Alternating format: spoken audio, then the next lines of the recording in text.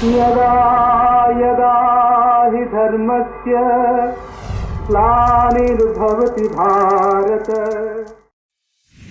ये कहानी है विश्व के सबसे बड़े महाकाव्य की, जिसमें योग है, यथार्थ है, विवेक है, परमार्थ है, सत्य ज्ञान का दिव्य प्रकाश है, आध्यात्म का महाआकाश है। ये दर्पण है हर मन के विवाद का, दृश्य है आत्मा और परमात्मा के संवाद का, मानवता का होता है जिससे उद्धार। यही है सच्ची गीता सार, अंधकार से प्रकाश की ओर।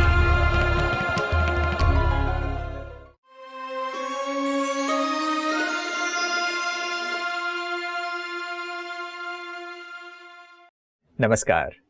अंधकार से प्रकाश की ओर सच्ची गीता सार इस कार्यक्रम के एक और एपिसोड में आप सभी का स्वागत है। हर दिन गीता के प्रकाश में हम नई चीज़ों को समझने का प्रयास करते हैं।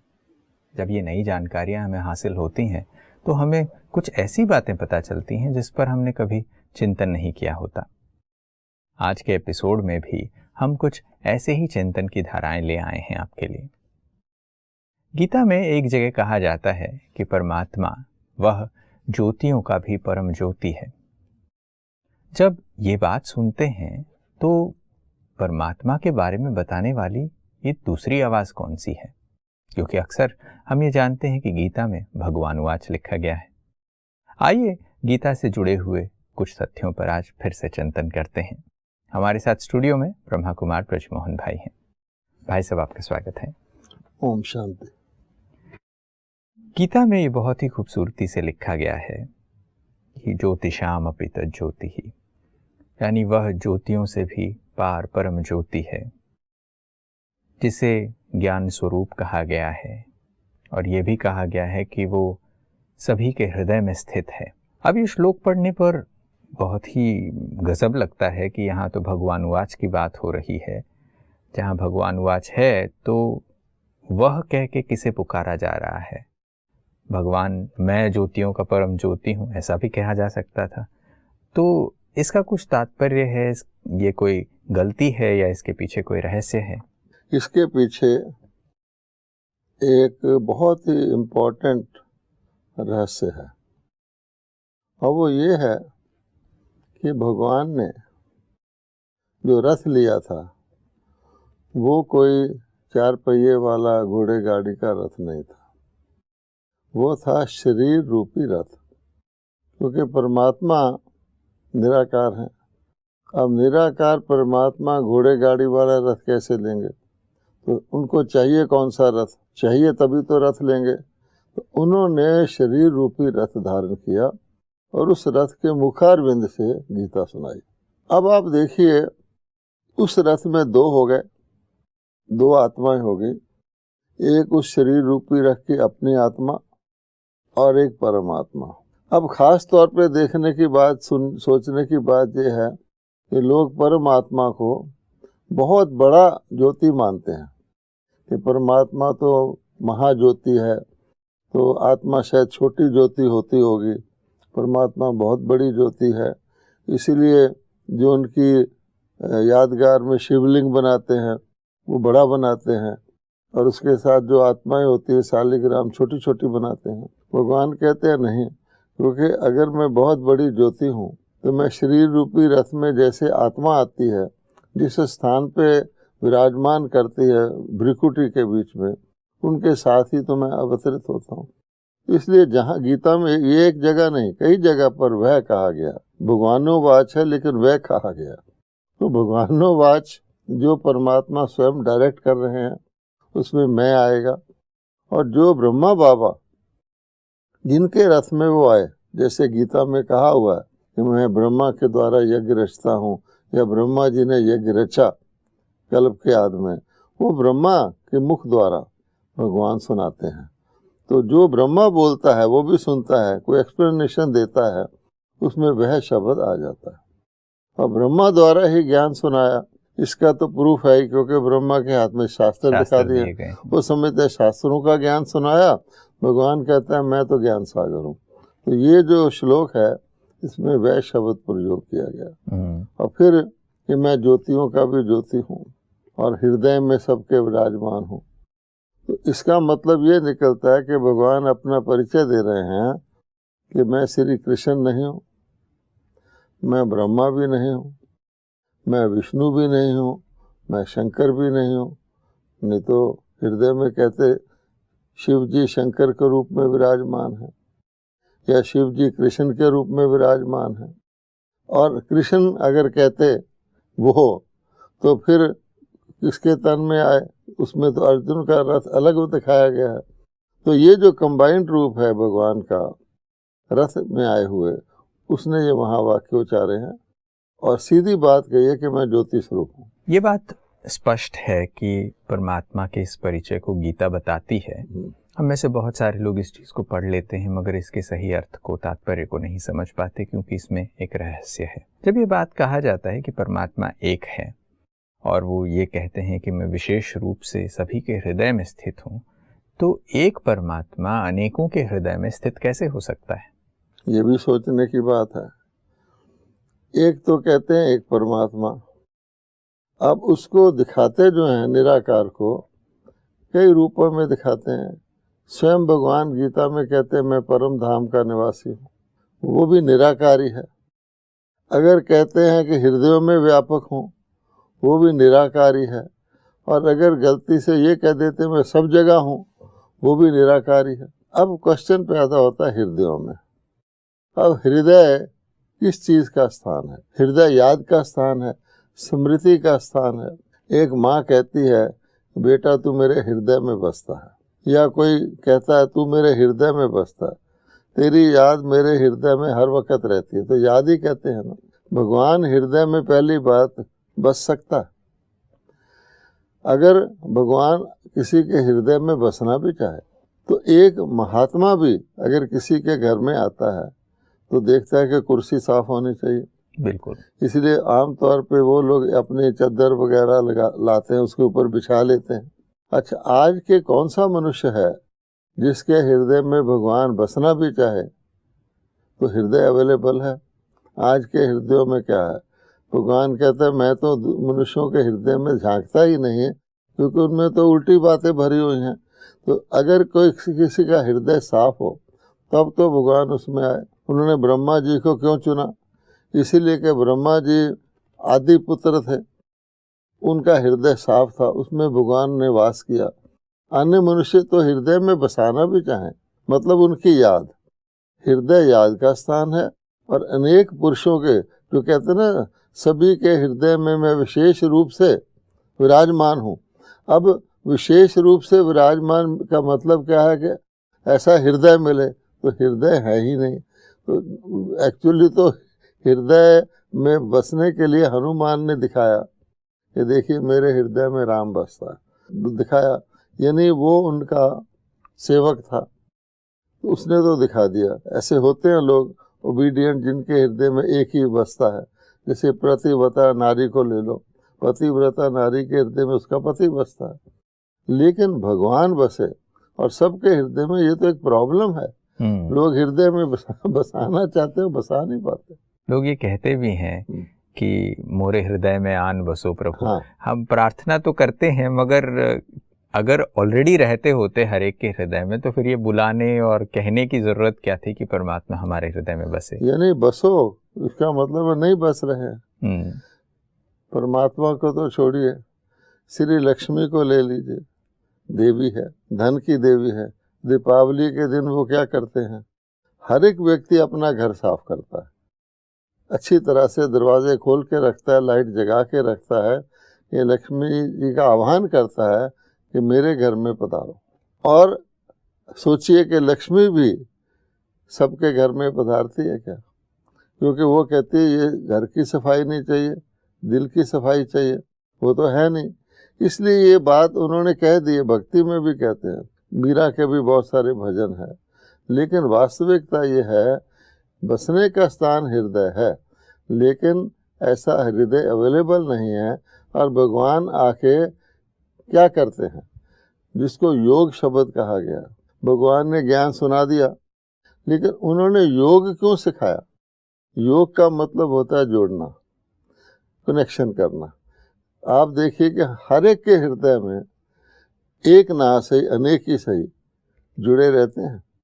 डॉक्टर पेशेंट का ध्यान रखता है, शमशान घाट वाला भी देखता रहता है, कोई डेड बॉडी आ रही है, उसका इंटरेस्ट है उसमें। तो हर एक के हृदय में कोई ना, और बदलते रहते हैं, क्योंकि कलयुग का है, जिससे स्वार्थ हुआ उसके हृदय में बस गए। राजनीतिक पार्टियों को देख लीजिए, एक व्यक्ति एक में ज्वाइन करता है, थोड़ा सा उसको प्रलोभन मिलता है, कोई कारण बना के दूसरे में चले, उस वक्त वो हृदय में बसने लग जाता है, उसके गुणगान करना शुरू करता है। भक्तों को देख लीजिए, भक्तों को बता दिया गया अनेक भगवान हैं, अब वो सोचते हैं कि भाई एक को याद करेंगे बाकी नाराज हो जाएंगे, तो सबकी महिमा, हर एक का, किसी का चालीसा पढ़ते हैं, किसी का कुछ पढ़ते हैं। तो ये हालत तो जिसको कहते हैं कि दिल के टुकड़े हजार हुए, आज का हृदय के तो टुकड़े हुए पड़े हैं, किसी में कोई बस रहा है, किसी में कोई बस रहा है। वैसे भी लोग जब ज्यादा दुखी भी हो जाते हैं तो भी कहते हैं दिल टूट गया है, दिल के टुकड़े हो गए। जब ये हालात वास्तविकता है हमारे आसपास की, जब हम ये हृदयों की बात करते हैं, तब क्या परमात्मा के परिचय के बिना, परमात्मा कौन है उसकी सही पहचान के बिना, क्या उनको मन में स्थित करवाया जा सकता है? क्या, जैसे आप कह रहे थे कि दिल याद का स्थान है, क्या उनकी याद हृदय में ठहर सकती है? परमात्मा आत्मा को अपने साथ जोड़ने से पहले उसके हृदय को जोड़ता है कि तेरा दिल तो एक हो जाए।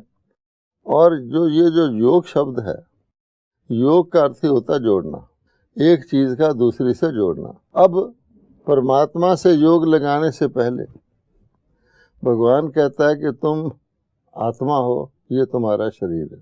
तो शरीर का आत्मा से कैसा योग होना चाहिए? आजकल मनुष्य आत्मा को तो भूल ही गए, शरीर ही मान के चलते हैं, तो योग नहीं रहता। बिल्कुल नहीं। और शरीर का प्रॉपर क्या रोल है, आत्मा का प्रॉपर क्या रोल है? भगवान या ब्रह्मा कुमारी ये नहीं सिखाते कि तुम शरीर केवल कुछ नहीं है, आत्मा ही आत्मा हो जाओ। ये मान करके लोगों ने आध्यात्मिकता को अलग कर दिया, या तुम शरीर ही सब कुछ है, तुम आत्मा को भूल जाओ। इसी से तो दिक्कत हुई है ना।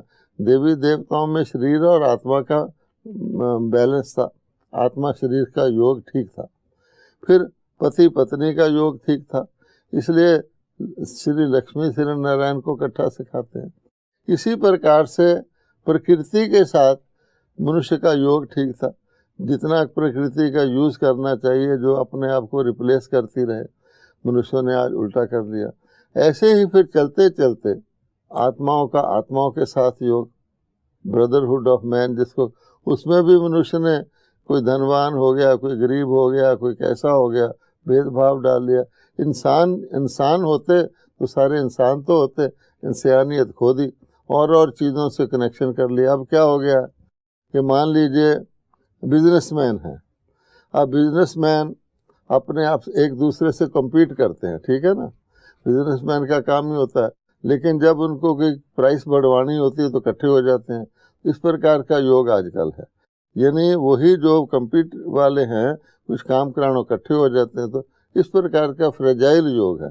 तो भगवान कहते हैं पहले ये सारे योग जुड़वा कर मैं रचना और अपना ज्ञान देकर फिर मनुष्यों को कहता हूँ कि जो तुम्हारे टुकड़े होने के कारण है उसको एक रखने के लिए मेरे साथ योग लगाओ। और वो भी एक कनेक्शन ही है, जब वो लगाते हैं तब भगवान उस आत्मा के हृदय में बसता है। जैसे परमात्मा की पहचान की बात की जाती है तो गीता में तो ये बात कहा गया है कि मैं आकर स्वयं तुम्हें ये ज्ञान का तीसरा नेत्र देता हूँ जिससे तुम ये देख सकते हो। तो ऐसे में जब परमात्मा अपना परिचय देता है तो भी उसका परिचय गुम क्यों हो जाता है? क्यों हम उसकी याद को अपने हृदय में बसा नहीं सकते या उसकी याद में टिक नहीं पाते? पहली बात यह है कि उस परमात्मा का परिचय लेने के लिए जो परमात्मा परिचय दे रहे हैं उसके लिए भी मनुष्यों के अंदर पहले तो उत्सुकता होनी चाहिए। और वो भगवान ने कहा हुआ है कि मेरा ज्ञान पात्र को दो। जो व्यक्ति इसके एलिजिबल ही नहीं है और तरफ जिसकी विषय विकारों में बुद्धि है वो तो भक्ति भी नहीं करता, वो भगवान को कैसे याद करेगा। कई कारण हैं। तो उनका योग, क्योंकि जिसको भगवान ने फाइनली कहा है कि देह और देह के संबंधों से बुद्धि योग हटाओ, माम एकम याद करो, सब धर्मों को छोड़ो, मेरी शरण में आओ, ये फाइनली भगवान ने योग के मंत्र बताए हैं। तो वो चीज़ें जो हैं उसको डिट्रैक्ट करती हैं। तो इन सब चीज़ों की वजह से परमात्मा की याद न चाहते हुए भी उसके मन में नहीं टिकती है। कोशिश भी करते हैं, सब यही कहते हैं कि बड़ी प्रॉब्लम ये है, हम जब भगवान को याद करना चाहते हैं तो याद नहीं टिकती, एकाग्रता ही नहीं होती। जैसे ये बात आप कह रहे हैं कि एकाग्रता नहीं टिकती है, क्या परमात्मा के परिचय को जाने बिना परमात्मा को याद करना संभव है? ये फिर और भी बात है। बेसिक बात यही है कि मनुष्य परमात्मा करते हैं, सब कॉन्शियसली उनको पता है कि परमात्मा से हमारी बात का सलूशन होना है। अब परमात्मा कौन है? तो सारे ही भक्ति मार्ग में जितने भी लोग हैं वो कहते हैं भगवान को याद करो, परमात्मा को याद करो। परमात्मा का परिचय जो है, एक तो होता है परिचय ना होना, परमात्मा का परिचय उन्हें अयथार्थ दे दिया है। एक तरफ कहते हैं परमात्मा को याद करो, दूसरी कहते हैं परमात्मा सब जगह है। अब कौन किसको याद करेगा? परिचय अयथार्थ है। या फिर कह देते हैं, और बातों में कह देते हैं देवता भगवान है, और देवता तो भगवान है नहीं। अब परमात्मा से जो वो चाहते हैं, मुझे शक्ति दो, मुझे बॉडी से अलग करो, देवता स्वयं ही देव वाला है, तो आपको बॉडी से कैसे अलग करेगा? इसलिए देवता तो एक फाइनाइट रूप में है, और भगवान कहता है मैं तो सारी दुनिया का क्रिएटर हूँ, 3 लोकों का ज्ञान देता हूँ। अर्थात उल्टा ज्ञान देने से जो परमात्मा नहीं है उसको परमात्मा कहना, स्वयं को परमात्मा कहना, सब जगह परमात्मा कहना, यानी एक तरफ कहते हैं परमात्मा नाम रूप से न्यारा है, एक तरफ कहते हैं सभी नाम रूप परमात्मा के, तो कोई किसको याद करेगा? इस वास्ते उनका मन नहीं लगता। और ये जो गीता में ये श्लोक बताता है ज्योतिषाम पे तज्ज्योति है, तो परमात्मा के परिचय में जब गीता ये बहुत स्पष्टता से कह देती है कि वो ज्योतियों का परम ज्योति है, तो उसे याद करने में आसानी होनी चाहिए। ये तो कह दिया सबके हृदय में बसता है, लेकिन असली परमात्मा कहाँ बसता है? किसी माँ के हृदय में बेटा है, वो स्कूल गया हुआ, माँ को ये तो पता कि बेटा स्कूल में है। अब माँ स्कूल का छुट्टी होने के वक्त आके बाहर खड़ी हो जाती है, तो परमात्मा का निवास स्थान कहाँ? हृदय में तो याद बता दी। अब हृदय में कोई ढूंढने लग जाए भगवान बसता है, वो तो होगा नहीं। वो बसता कहाँ ये तो नहीं बताया गीता में, इसलिए ऐसा हो गया। फिर गीता में भी कई जगह विरोधाभास है। एक तरफ भगवान साकार कृष्ण के रूप में दिखाया गया, एक तरफ वो कृष्ण के रूप में भी कह रहा है कि परमात्मा मैं परम धाम का निवासी हूँ। इसका मतलब हुआ कि अगर आए हुए हैं तो कहीं से आए हुए हैं। अब मान लो ब्रह्मा के तन में भी आए हैं, बोल रहे हैं, लोग ब्रह्मा को याद करेंगे तो भगवान को थोड़ी याद कर लेंगे। वो बताएंगे कि मैं इसके तन में आया हूँ, लेकिन मैं परम धाम का निवासी हूँ। फिर तुम भी परम धाम के निवासी हो, परम धाम कहाँ है? बिल्कुल। अगर ये नहीं पता लगेगा और आत्माएं वहीं रहने वाली हैं, सारा फिर उसका योग लगवा के अनुभव नहीं कराया जाएगा तो याद कैसे आएगा? तो परमात्मा सिर्फ इतना काम नहीं करते कि भाई मैं ये हूँ इतना बता दूं, मगर वो साथ साथ उन्हें याद करने की विधि भी सिखाते हैं, वो योग सिखाते हैं जिससे उनसे संबंध जोड़ा जा सके, उनकी स्मृति को हृदय में लाया जा सके। पूर्ण परिचय में किसी व्यक्ति के भी उसका नाम, उसका स्वरूप, उसका निवास, उसका कर्तव्य, उसके कर्तव्य करने का समय और हमारा उससे संबंध आवश्यक है। अब कोई कह दे किसी का नाम रामचंद्र है, अब रामचंद्र कहने से तो उसको कोई ढूंढ नहीं सकता, अनेक रामचंद्र होंगे। और किसी को कह दे वो बॉम्बे में रहता है, अब थोड़ा सा परिचय मिला, बॉम्बे में जाओगे वहाँ भी कई रामचंद्र होंगे, इसलिए उसके स्वरूप का परिचय देना पड़ेगा। कौन से वाला रामचंद्र, उसका फोटोग्राफ होना चाहिए जी। फिर बॉम्बे तो बहुत बड़ा शहर है, उसका एड्रेस क्या है? हर जगह थोड़ी लोग नॉक करते रहेंगे रामचंद्र जी कहाँ है, तो उनका एड्रेस चाहिए। फिर ये भी हो गया, वो करते क्या है, मेरा उनसे मतलब, मुझे उनसे लेना देना क्या है? ऐसे तो नहीं व्यक्ति ढूंढने लगता। किसी ने राष्ट्रपति से मिलना है तो कुछ कारण होना चाहिए, वो राष्ट्रपति जो कार्य करते हैं उससे कुछ उसका संबंध होना चाहिए। फिर मैं, चलो वो तो हैं, लेकिन मैं मान लो मैं ज्वेलरी की दुकान का पता कर लूँ, हीरे जवाहरात का, लेकिन मेरे पास पैसे ही नहीं है तो मैं कैसे खरीदूंगा? तो उसके लिए फिर कनेक्शन भी होना चाहिए, फिर ज्वेलरी की दुकान खुलने का भी समय पता होना चाहिए। एक नॉर्मल व्यक्ति के परिचय में इतनी चीज चाहिए, और वो परिचय व्यक्ति स्वयं ही दे सकता है। एक पत्नी को भी अपने पति का पूरा परिचय नहीं होता, दुनिया में किसी को भी किसी का पूरा परिचय नहीं होता, स्वयं को होता है। तो भगवान कहता है इसलिए मैं स्वयं देता हूँ, और ये सब चीज़ों का देता हूँ। मेरा निवास कहाँ है, मेरा कर्तव्य क्या है, मेरा स्वरूप क्या है, मैं कब अपना पाठ बजाता हूँ। जैसे बीज होता है, हर वक्त थोड़ी बीज का पाठ होता है। मान लो बीज वृक्ष में फैला हुआ है, तो ये क्या मैंने बीज से मिलना है, तो वृक्ष के समय में थोड़ी मिलेगा। वो कहेंगे जब बीज पक जाएगा वृक्ष तब आना, तो समय भी चाहिए। तो ये सारी बातें नहीं है, और गीता में कुछ कुछ स्थान पर बिखरी हुई हैं, इसलिए भगवान कहते हैं मैं आके बताता हूँ। यही चीज़ गीता में स्पष्टता से लिखा गया है कि यह ज्ञान प्रायलोप हो जाता है और मैं फिर पुनः आऊँगा और पुनः आकर इस ज्ञान की सच्ची धारणा करवाऊँगा। खुद कहते हैं कि योग मैंने जो सिखाया था ऐसे ऐसे हुआ, इसको मिला, इसको प्रायलुप्त है। अब पता है भगवान है, योग लगाना है, प्रायलुप्त है।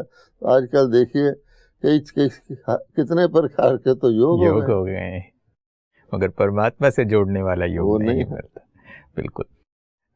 बातचीत के लिए और भी विषय हैं, मगर आज के एपिसोड का समय यहीं समाप्त हो रहा है, तो अगली कड़ी में बातचीत जारी रखेंगे। आज आप आए इसके लिए बहुत बहुत धन्यवाद आपका। नमस्कार। ओम शांति। दोस्तों, अंधकार से प्रकाश की ओर सच्ची गीता सार में परमात्मा गीता में अपना परिचय देते हैं कि वो ज्योतियों का परम ज्योति है। परमात्मा के सिर्फ इतने परिचय से क्या उसकी याद हमारे हृदय में टिक सकती है? परमात्मा को सही तरीके से जानने के लिए उनका नाम, रूप, देश, काल, उनके आने का समय, उनके कर्तव्य सब जानना आवश्यक है। तब जाकर उनसे संबंध स्थापित किया जा सकता है, उनसे बुद्धि योग जोड़ा जा सकता है। योग यानी वो कनेक्शन एस्टैब्लिश किया जा सकता है, और परमात्मा आकर फिर वही चीज़ सिखाते भी हैं। आज के एपिसोड में बस इतना ही, फिर अगले एपिसोड में मुलाकात करेंगे। तब तक के लिए नमस्कार।